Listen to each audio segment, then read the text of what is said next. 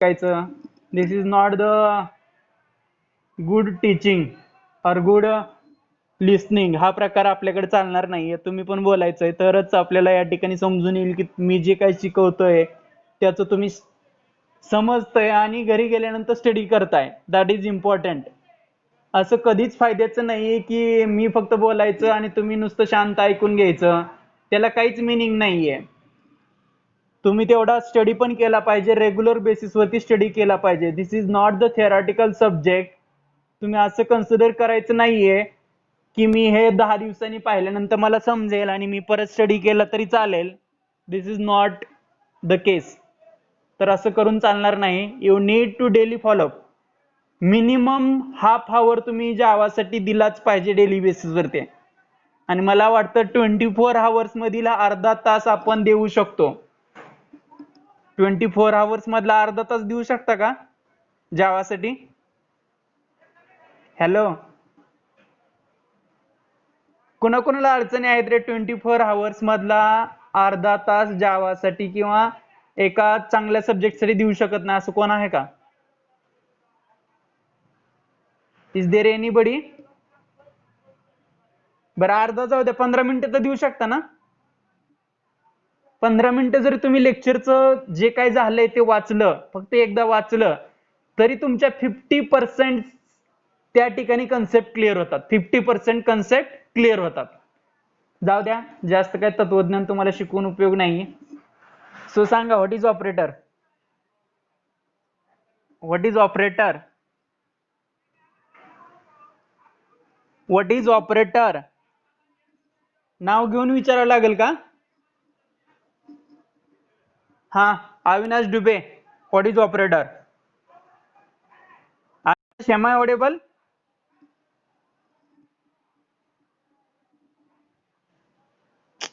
Shit. Hello. हाँ हाँ,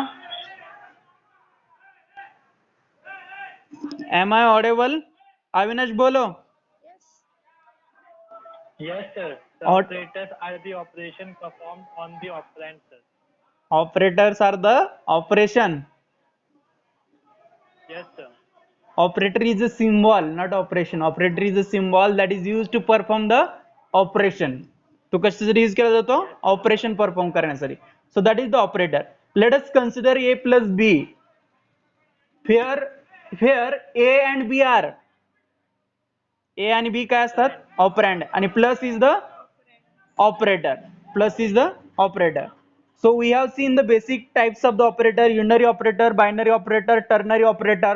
Ternary operator is also called as conditional operator. After that we have seen the arithmetical operators. After that we have seen the relational operators. After that we have seen the conditional, that is the logical operator.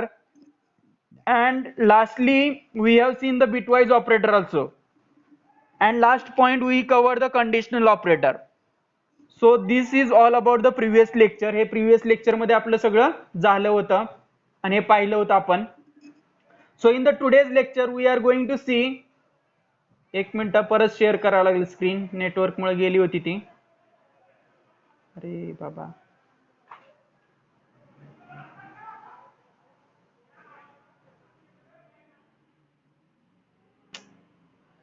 कुठे गेलं?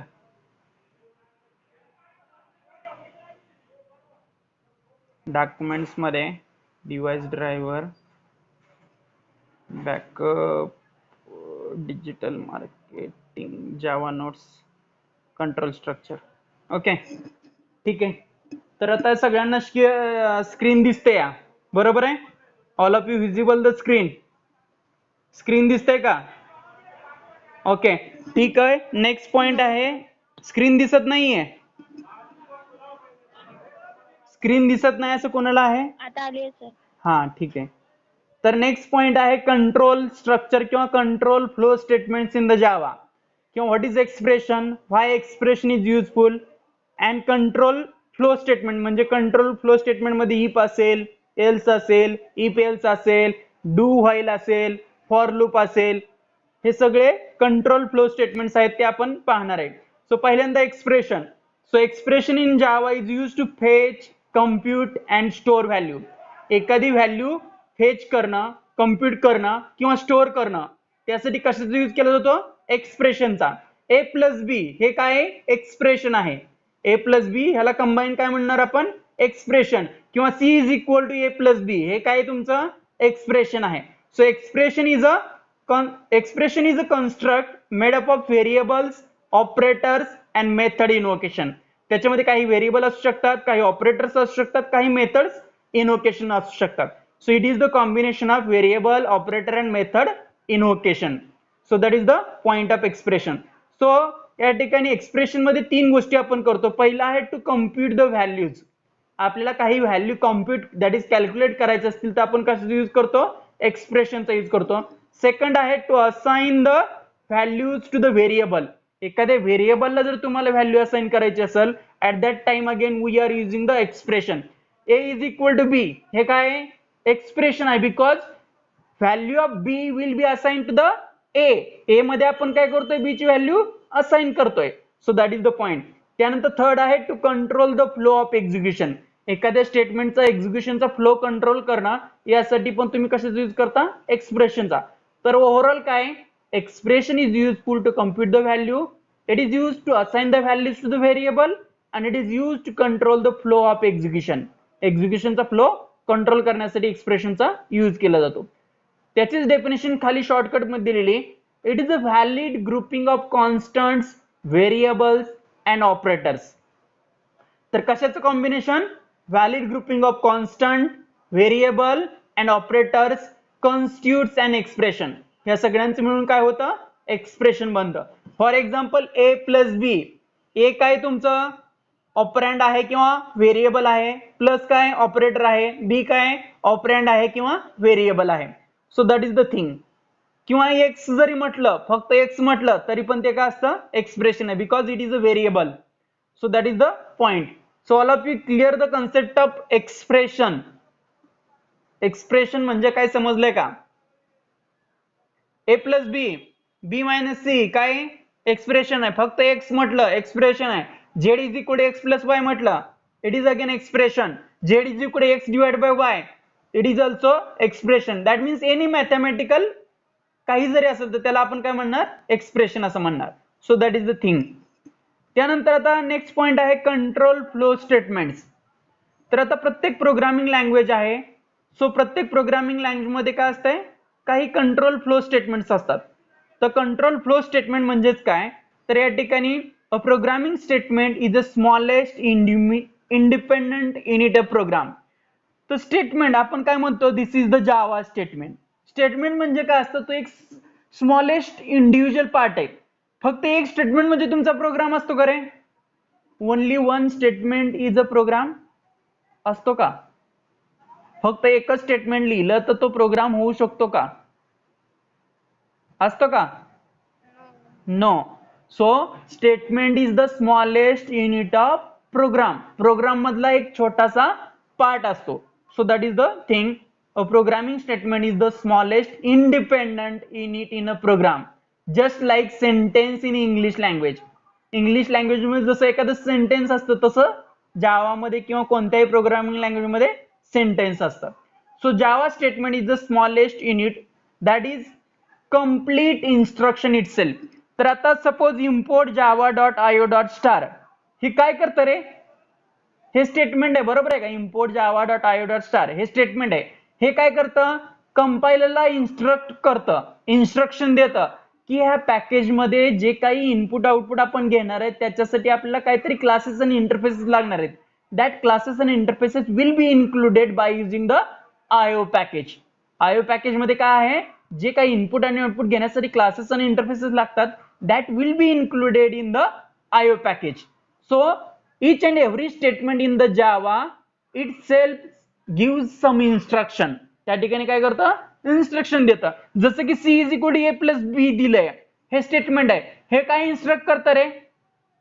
हे जावा कंपायलरला किंवा जावाला काय instruction देतं? What instruction will be given by the statement c is equal to a plus B? कोण सांगू शकेल का?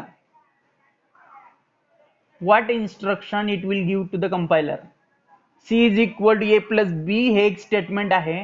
what is the meaning or what is the instructions that can be given by this statement? It gives the instruction to the compiler. हाँ बोल बोल बोल बोल अविनाश बोल. The value of the value of a plus b will be assigned to c after the compilation. Okay, that is the meaning. That means each and every statement gives the some instruction itself. काय करतात ते प्रत्येक statement हे काहीतरी instructions त्या ठिकाणी कंपायलरला देत असतं. So that is the meaning. So there are most commonly used statements in the programming languages are as follows. तर त्या ठिकाणी प्रोग्रामिंग लँग्वेज मध्ये काही सिक्वेन्शियल स्टेटमेंट असतात आणि काही कंट्रोल स्टेटमेंट असतात. काही काय असतात sequential. So what do you mean bye sequential? These are the statements which are executed by only one, executed one by one. म्हणजे काय, एक स्टेटमेंट झाल्यानंतर दुसरं, दुसरं झाल्यानंतर तिसरं, असं वन बाय वन जर एक्झिक्यूट होत असेल त्याला आपण काय म्हणतो, सिक्वेन्शियल स्टेटमेंट असं म्हणतात. Because it executed one after another. एक झालं की दुसरं, दुसरं झालं की तिसरं, तिसरं झालं की चौथं, अशा वेळेने त्या ठिकाणी एक्झिक्यूट होतात. त्याला काय म्हणतात, सिक्वेन्शियल स्टेटमेंट. आणि कंट्रोल स्टेटमेंट म्हणजे काय, these are the statement that are executed randomly or repeatedly. हे काय रॅन्डमली कधीही आणि रिपीटेडली कधीही त्या ठिकाणी एक्झिक्यूट होत असतात. That is called as control statement. So statement that control the flow of program. Control स्टेटमेंटची डेफिनेशन आपण कशी करू शकतो, the statements that control the flow of program. The statements that control the flow of program, that is called as control statement. That is called as control statement. So there are 3 basic flow control statement. त्या ठिकाणी 3 basic flow control statements आहेत, sequential, conditional आणि loop. तर या ठिकाणी काही sequential असतात, म्हणजेच काय सिक्वेन्स वाईज असतात. सेकंड आहे कंडिशनल, दॅट मीन्स कंडिशन जर ट्रू असेल तर इकडचा पार्ट, कंडिशन जर फॉल्स असेल तर इकडचा पार्ट, अशा वेळेने त्या ठिकाणी असतात. आणि काही कसे असतात, इटरेशन म्हणजे लूप, जसं की फॉर लूप आहे, तसे काही स्टेटमेंट्स असतात. तर हे सगळे स्टेटमेंट्स आपल्याला या ठिकाणी पाहायचे आहेत. We will see one by one here. So first we are going to see the decision making statements. Decision making, what do you mean by decision making? Decision कधी घेऊ शकतो आपण, when you are able to give the decision किंवा when you are able to take the decision. काहीतरी condition असेल तरच आपण decision घेऊ शकतो ना. if you don't have the condition, if you don't have the comparison, then you are able to take the decision. कंपॅरिझनच नसेल तर तुम्ही डिसिजन घेऊ शकता का? किंवा कंडिशनच नसेल काहीच तर तुम्ही डिसिजन घेऊ शकता का? नाहीये. So that is the point. So selection statement is a control statement that allows the choosing between the 2 or more execution path. 2 किंवा 2 पेक्षा जास्त चॉईस असतील तर त्या मधली कोणती चॉईस सिलेक्ट करायची, that is called as decision making statement. तुम्हाला इकडे जायचंय का इकडे जायचंय, तुम्हाला MBA करायचंय का MCA करायचंय, दॅट इज द चॉईस. म्हणजे 2 पाथ मधला एक पाथ कुठला तरी चूज करा. तुम्ही असं नाही करू शकत की एकाच LC वरती, दॅट इज लिव्हिंग सर्टिफिकेट वरती तुम्ही MCA पण करताय आणि MBA पण करताय, असं होऊ शकतं का? नाहीये. Either you need to choose one path. You can go for the MCA as well as you can go for the MBA. So that is the point. So decision making मध्ये पण हेच आहे की त्या ठिकाणी तुम्ही एक पॉइंट कुठला तरी चूज करता. So that is the point. त्यानंतर नेक्स्ट आहे the decision making statements are used to change the flow of the program based on the condition. तर तो काय करतो, डिसिजन मेकिंग काय करतो, तुमचा फ्लो चेंज करतोय. तुम्ही जर कंडिशन चूज केली की मला MCA ला जायचंय तर तुमचा फ्लो पूर्ण ट्रॅक वेगळा आहे. आणि तुम्ही कंडिशन चूज केली की मला MBA ला जायचंय, then it is a separate path. So that is the decision making statements are use to change the flow of program. तुमच्या प्रोग्रामचा फ्लो चेंज करणं हे ह्याचं मेन काम आहे. डिपेंडिंग ऑन द कंडिशन, तुम्ही कंडिशन जी चूज करताय त्याच प्रोग्रामचा कोड त्या ठिकाणी एक्झिक्यूट होईल. दुसरा पार्ट एक्झिक्यूट होणार आहे का? नाहीये. So that is a decision making statement. त्यामध्ये पहिला आहे इफ स्टेटमेंट. त्यामध्ये फर्स्ट स्टेटमेंट आहे if. I think if statement तुम्ही सी मध्ये शिकलेला आहे, CPP मध्ये शिकलेला आहे. Can anybody tell me the what is if statement? Whether it is the decision statement, control statement, decision statement आहे का रे? ह्याच्यात डिसिजन घ्यावं लागतं का? कंडिशन असते का? इफच्या पुढे कंडिशन असते का? असते. So it is the simplest decision making statement. पहिलं स्टेटमेंट काय असणार आहे? It is the simplest decision making statement. इथपर्यंतचा पार्ट सगळ्यांना समजलाय? त्यानंतर आता याचा यूज काय असणार आहे? हा प्रोग्रामचा फ्लो कंट्रोल करू शकतं का? हा प्रोग्रामचा फ्लो कंट्रोल करू शकतं का? It is use to control the flow of execution of the statement. तुम्हाला कोणती स्टेटमेंट एक्झिक्यूट करायची आणि कोणती स्टेटमेंट एक्झिक्यूट नाही करायची, that will be decided in this if loop. या ठिकाणी आपण करू शकतो. तर या ठिकाणी it is use to control the flow of execution of the statement. आता काय कसा फ्लो कंट्रोल करतो हा? If the condition is true, जर इफ ब्लॉक मधली कंडिशन जर ट्रू असेल, then statement inside the if block will be executed. जर इफच्या पुढची कंडिशन जर ट्रू असेल, then statement inside the if block will be executed. आणि जर कंडिशन फॉल्स असेल तर तो कुठे जाईल? इफ ब्लॉकच्या बाहेर जाईल आणि त्याच्या खालचे काही स्टेटमेंट्स असतील तर तो एक्झिक्यूट करेल. So that is the point. If the condition is true, then the set of statements inside the if block will be executed, otherwise control is transferred to the next statement following the if block. जर condition false असेल तर if ब्लॉकच्या खालचे जे काही statement आहे ते statement तो काय करेल? एक्झिक्यूट करेल किंवा त्या ठिकाणी तो कंट्रोल पुढच्या स्टेटमेंटला ट्रान्सफर होईल. So that is the theory part of the if statement. तर इफ स्टेटमेंट कोणाला समजलं नाही असं कोणी आहे का सिंगल स्टुडंट की मला समजलंच नाही? Is there anybody? सगळ्यात महत्वाचं की कशासाठी यूज केलं जातं? It is use to control the flow of execution of the statement. त्यानंतर काय आहे? डिसिजन मेकिंग स्टेटमेंट आहे. जर कंडिशन ट्रू असेल तर इफच्या आतला जो कोड आहे तो एक्झिक्यूट होतो आणि जर कंडिशन फॉल्स असेल तर इफचा ब्लॉक एक्झिक्यूट होत नाही, त्याच्या खालचा जो पार्ट आहे तो त्या ठिकाणी एक्झिक्यूट होतो. So that is the overall if statement. So anybody any problem in this? याच्यामध्ये कोणाला काही प्रॉब्लेम असेल तर विचारू शकता.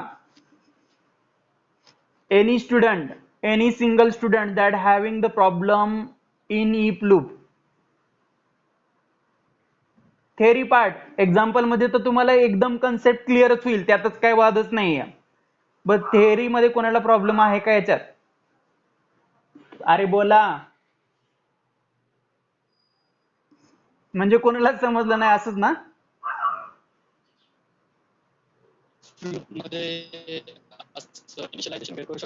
काय काय काय? हा, इफ मध्ये काय म्हटलं? परत बोल, आवाज नाही आला. परत बोल. काय नाही सर, काय नाही सर. अरे विचार ना, काय काय म्हटलं ते तर समजू दे की मला. नाही सर, ते कन्फ्युजन झालं होतं इफ आणि फॉर मधलं. फॉर मध्ये कसं आपण इनिशियलायझेशन हा ते आहे, नाही करू शकत तसं आपण. या ठिकाणी तसं नाही करता येत. एक तर तुम्हाला कंडिशन द्यावी लागते. फक्त तिन्ही गोष्टी एका ठिकाणी होत नाही तिथं. तिन्हीच्या तिन्ही गोष्टी एका ठिकाणी होत नाही. तिन्हीच्या तिन्ही गोष्टी कुठे होऊ शकतात? फक्त फॉर मध्ये होऊ शकतात. इनिशियलायझेशन, त्यानंतर टेस्ट कंडिशन आणि increment decrement. these three operations will be performed in the for loop only at a time. Single line मध्ये फक्त फॉर मध्ये करता येतात. हे आपण इन डेप्थ सगळं पाहणार आहे पुढे, त्यावेळेस तुम्हाला समजेल. इफ मध्ये फक्त कंडिशन चेक करतो, कंडिशन ट्रू असेल तर तो ब्लॉक ऑफ स्टेटमेंट एक्झिक्यूट करतो, अदरवाईज तो इफच्या बाहेर जातो आणि त्याच्या खालची स्टेटमेंट एक्झिक्यूट करतो. इथपर्यंत पार्ट सगळ्यांना समजलाय? समजलाय का? हो सर. ठीक आहे. नेक्स्ट आहे एक्झाम्पल. आता या ठिकाणी आपण एक एक्झाम्पल घेतो इफचं. तर त्यासाठी पहिलं स्टेटमेंट आहे import java.io.star. why import java.io.star is taken here? मला ह्याचा आन्सर सांगायचंय Shweta Bhondwe. what is the meaning of import java.io.star? Shweta Bhondwe, पटकन. बर कोण सांगू शकेल? what is the meaning of import java.io.star? म्हणजे मी 10 वेळा सांगितलेलं गेलं पाण्यातच, काहीच मिनिंग नाहीये. why import is required? and why IO package is required for each and every program? का लागतं? प्रत्येक प्रोग्राम मध्ये आपण काहीतरी इनपुट देतो ना, काहीतरी इनपुट व्हॅल्यू असतील, काहीतरी आउटपुट आपल्याला भेटतच ना.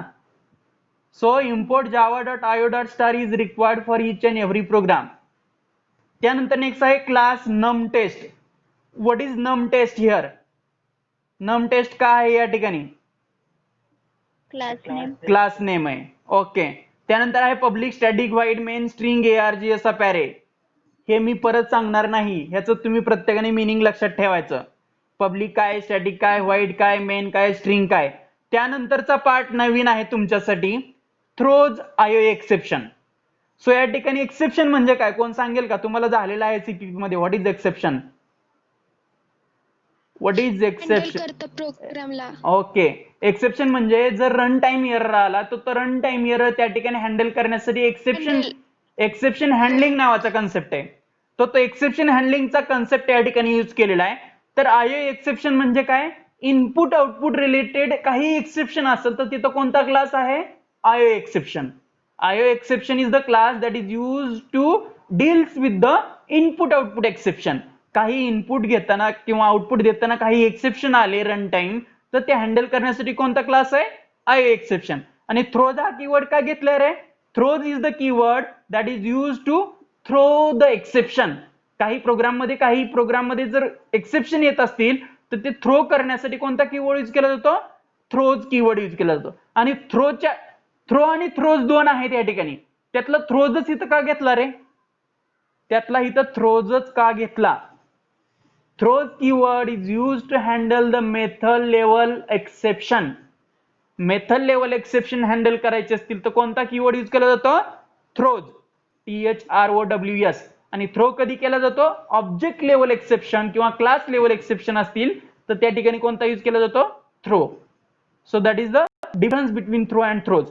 तर या ठिकाणी थ्रोज यूज केलेला आपण, बिकॉज मेन काय तुमची? What is main? मेन काय आहे? मेथड आहे का? मेन इज द मेथड आहे. मेन मेथड आहे ती. सो मेथड लेवल एक्सेप्शन असल्यामुळे थ्रोज हा कीवर्ड घेतलेला आहे. And after that IO exception. So all of you understand throws IO exception meaning? Throws IO एक्सेप्शनचं मिनिंग समजलेलं आहे का? सर. ओके. त्यानंतर नेक्स्ट पॉइंट आहे, त्या ठिकाणी curly brace open, int result is equal to 11. Can anybody tell me the statement meaning? Int result is equal to 11. Integer 11. Integer result is the variable that having the int. हा बोल. त्याचा data type काय रिझल्टचा? रिझल्टचा data type integer. आणि त्याला value काय assign केलेली? 11. ओके. हे असं सांगायचं. मग कसं सांगता येईल हे पूर्ण statement? Result is an integer variable that can store the value 11. So that is the point. त्यानंतर नेक्स्ट आहे system dot out dot println. Can anybody tell me what is system dot out dot println? It is use to print the anything in the Java. Java मध्ये काही जर print करायचं असेल तर तुम्ही कशाचं यूज करणार? SOP, that is system dot out dot println. Number is, आणि पुढे ज्यावेळेस तुम्हाला प्रिंट करायचं असतं त्यावेळेस मी काय सांगितलं? प्लस सिम्बॉल देऊन, जे व्हेरिएबलचं नाव आहे. आता तुम्ही नंबर जो काय तुमचा 11 आहे तो कशामध्ये स्टोअर केलाय? रिझल्ट नावाच्या व्हेरिएबल मध्ये स्टोअर केलाय. सो प्लस रिझल्ट म्हणजेच इथं व्हॅल्यू काय प्रिंट होईल रे? डायरेक्टली प्रिंट नाही होणार, तर त्या ठिकाणी व्हॅल्यू काय आली? रिझल्ट मध्ये 11 आली. बरोबर आहे. आता पुढे कंडिशन आहे, if result is less than 0. आता रिझल्ट मध्ये व्हॅल्यू किती आली आपली? 11 आली. 11 इज लेस दॅन 0 आहे का? 11 इज लेस दॅन 0 आहे का? आहे का? नो. म्हणजे ह्यातलं जे काही स्टेटमेंट आहे खालचं SOP, the number is plus result plus negative is negative, हे जे स्टेटमेंट आहे ते प्रिंट होईल का रे? हे स्टेटमेंट प्रिंट होईल का? जर इफ मधली कंडिशन फॉल्स असेल तर इफ ब्लॉक एक्झिक्यूट होतो का? No. So it will goes to the else loop, that is the second loop. त्याच्या खालचा जो पार्ट आहे तिकडे जाईल. सेकंड पार्ट मध्ये काय दिलंय? The number plus result. Number plus result म्हणजे काय? प्लस 11 झाला. नंबर इज 11 आणि खाली काय the number is 11 is positive, पुढे मेसेज दिला की तो पॉझिटिव्ह आहे. सो या ठिकाणी सेकंड पार्ट प्रिंट होईल. So that is all about the if loop. म्हणजे काय कंडिशन फॉल्स असल्यामुळे तो सेकंड पार्ट मध्ये गेला.